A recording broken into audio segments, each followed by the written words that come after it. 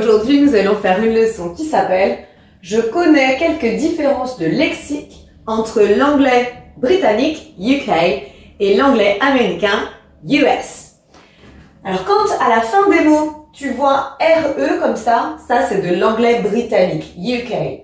Par contre, quand tu vois ER, là, c'est de l'anglais US, américain.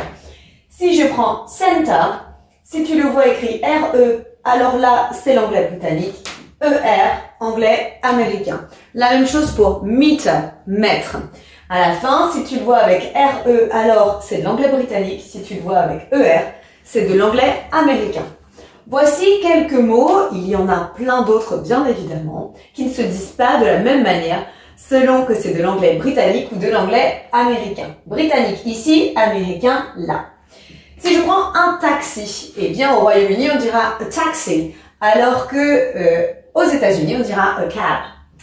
Les vacances se diront holidays, mais en anglais US, eh bien on dira vacation, the vacation.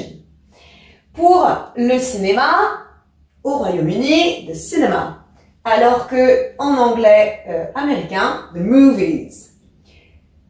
Pour le foot, le football, football.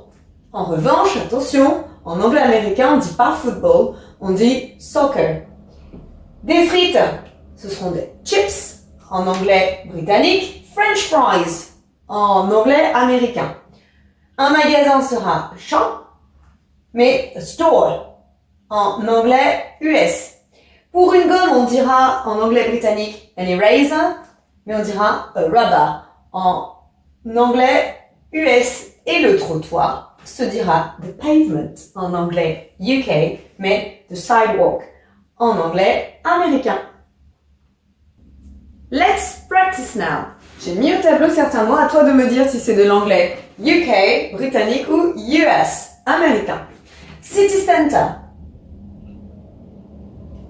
UK, britannique ici parce que j'ai bien mon déjà center, j'avais dit à la fin si c'est RE, donc assez proche finalement de l'écriture française, alors c'est plutôt britannique. A vacation.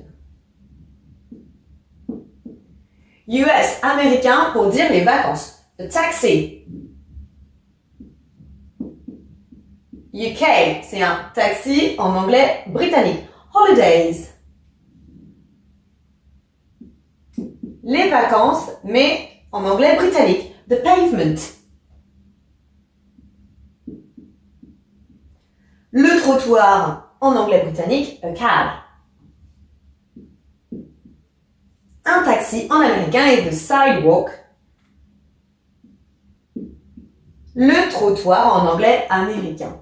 Alors c'est pas toujours facile parce que des fois on a tendance un peu à les confondre, mais l'important c'est de garder soit que des mots en anglais britannique, soit que des mots en anglais américain, idéalement. C'est de pas les mélanger.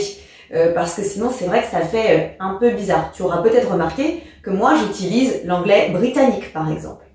I hope it's easier for you now. See you later. Bye. Maintenant que tu as tout compris, entraîne-toi en faisant les exercices ci-dessous.